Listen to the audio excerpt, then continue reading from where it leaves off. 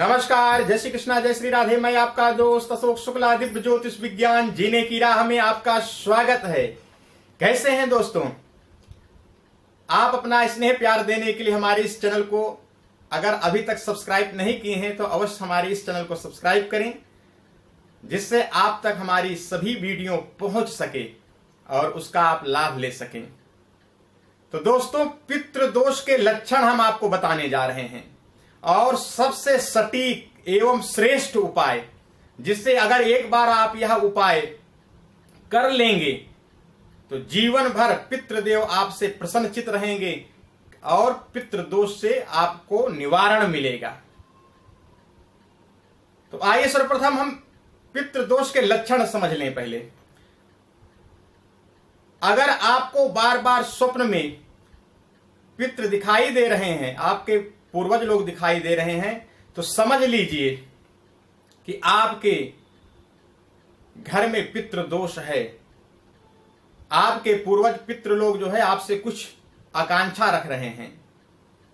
व्यवसाय, नौकरी में अगर आपको जो है नुकसान पहुंच रहा है, तरक्की नहीं मिल पा रही है, तो पितृदोष सुनिश्चित समझिए। विवाह नहीं हो पा रहा है घर में, मांगलिक उत्सव नहीं हो रहा है, कई वर्ष बीत गए हैं मांगलिक उत्सव का, उम्र काफी लंबी हो गई है, परंतु विवाह का संयोग नहीं बन पा रहा है, तो पितृदोष समझ लीजिए। क्योंकि पितरों की ही कृपा से व्यवसाय, नौकरी एवं घर में मांगलिक उत्सव पितरों के आशीर्वाद से प्राप्त हो रहा है। मकान भवन आप बनाना चाहते हैं, विचार करते हैं, बहुत कुछ आपने एकत्रित करके भी रखा हुआ है, परंतु संयोग नहीं बन पा रहा है, तो समझ लीजिए कि पितृदोष आपके पास है। आपके जीवन में पितृदोष है। विवाह के कई वर्ष बीत गए हैं, संतान नहीं हो रही है, संतान अल्पायु हो रही है, तो पितरों के आशीर्वाद से संतान की वृद्धि होती है। क्योंकि अगर उनका आशीर्वाद ना रहे तो संतान की वृद्धि कैसे होगी। अगर आपके कुंडली में सूर्य के साथ राहु या चंद्रमा के साथ राहु विद्यमान है, या चौथे भाव में कुंडली से आपके जो लगन भाव है, लगन से चौथे भाव में या 10वें भाव में राहु विद्यमान है, तो निश्चित रूप से समझ लीजिए कि आपकी कुंडली में पितृदोष है। तो अगर इस प्रकार के लक्षण आपके जीवन में हैं, तो निश्चित रूप से आप समझ लीजिए कि पितृदोष है।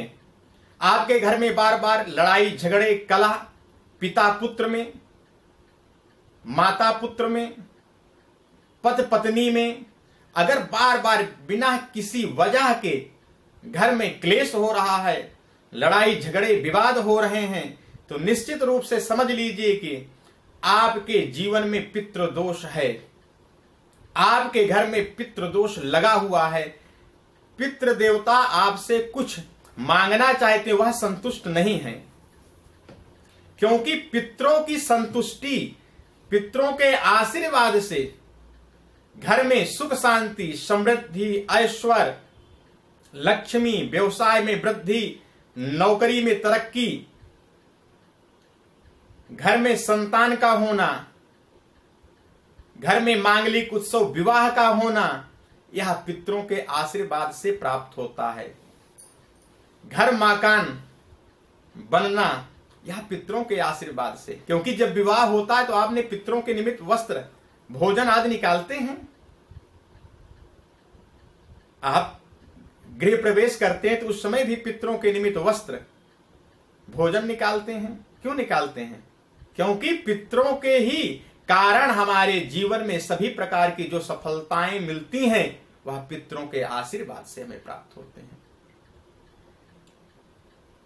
तो दोस्तों, अगर इस पितृदोष से मुक्ति पाना है, पितृदोष से आपको जो लगे हुए हैं उसका निवारण चाहते हैं, तो आप निश्चित यह उपाय जीवन में एक बार अवश्य करें।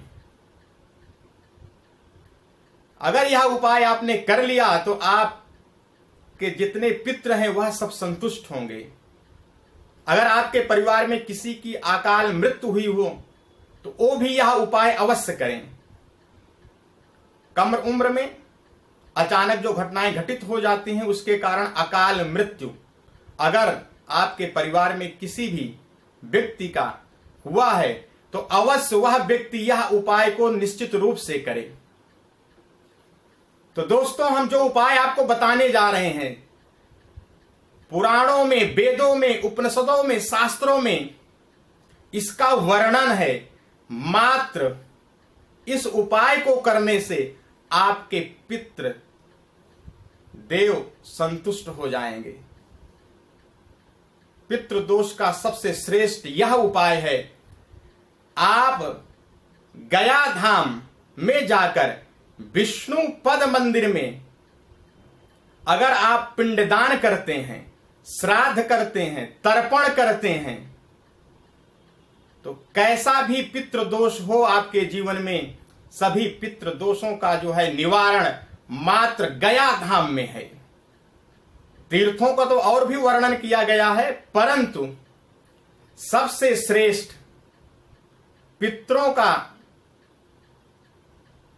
दोष निवारण मात्र गया धाम।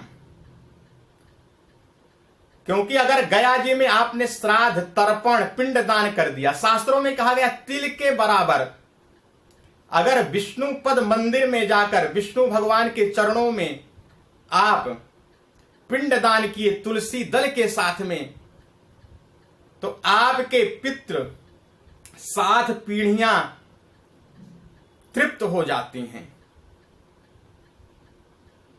तो निश्चित रूप से आप वहां पर मेन 3 स्थान हैं।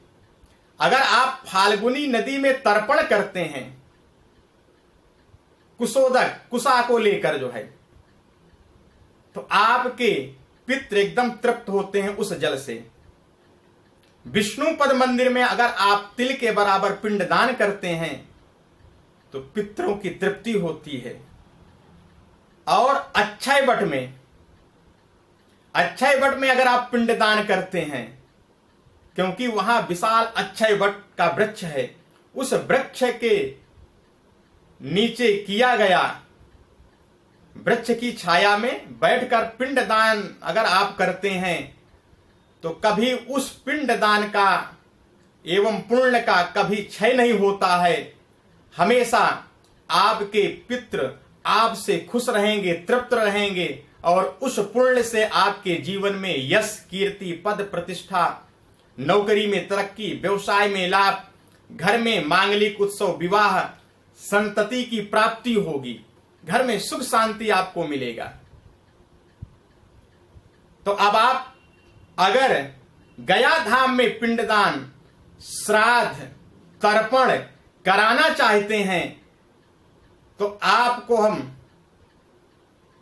स्वागत करते हैं 8 अक्टूबर 2018 को पड़ रही है सोमवती अमावस्या। बहुत दिव्य इस अगर शुभ मुहूर्त में पितरों के निमित्त आप तर्पण, पिंडदान, श्राद्ध कराते हैं तो आइए हम आपको स्वागत करेंगे। मात्र एक दिन में 8 तारीख यानी 8 अक्टूबर 2018 को अमावस्या, सोमवती अमावस्या का बड़ा विशेष महत्व है। तो सोमवती अमावस्या जो है 11:31 पर अमावस्या लग जाएगी। अमावस्या और सोमवती अमावस्या, अच्छा, पितरों का जो पिंडदान, तर्पण, श्राद्ध का जो समय होता है वह मध्याह्न काल यानी दोपहर में होता है। तो 11:31 में अमावस्या लगेगी। और अगर आप इस मध्याह्न काल में सोमवती अमावस्या में अगर आप पितरों को तर्पण करते हैं फाल्गुनी नदी में, विष्णुपद मंदिर में पिंडदान करते हैं, अक्षय वट में आप पितरों के निमित्त पिंडदान करते हैं, श्राद्ध करते हैं, तो निश्चित रूप से आपके पितृ देवता आपसे खुश होकर आपको आशीर्वाद प्रदान करेंगे और पितृ दोष से आप मुक्ति पाएंगे। तो इसके लिए आपको करना क्या है? अगर आप आ रहे हैं तो वहां पर हम इस पितृ पक्ष में यानी 8 अक्टूबर को वहां पर 51 जजमान के द्वारा हम वहां पर पितृदोष निवारण का यह महायज्ञ रख रहे हैं। अगर इसमें आप सम्मिलित होना चाहते हैं तो आप हमारे दिए हुए इन नंबरों पर आप तत्काल संपर्क करें, क्योंकि जितनी जल्दी आप हमसे संपर्क करेंगे उतनी जल्दी आप अपना स्थान का रजिस्ट्रेशन करवा सकते हैं। तो इसकी जो शुल्क रखी गई है मात्र 11,000 रुपए। 11,000 रुपए में आपको वहां रहने की एक दिन की व्यवस्था और तर्पण पिंडदान श्राद्ध करने की जो भी सामग्री हैं वो सारी सामग्री इसी 11,000 रुपए में रहेगी और आचार्य ब्राह्मणों की दक्षिणा भी इसी में रहेगी।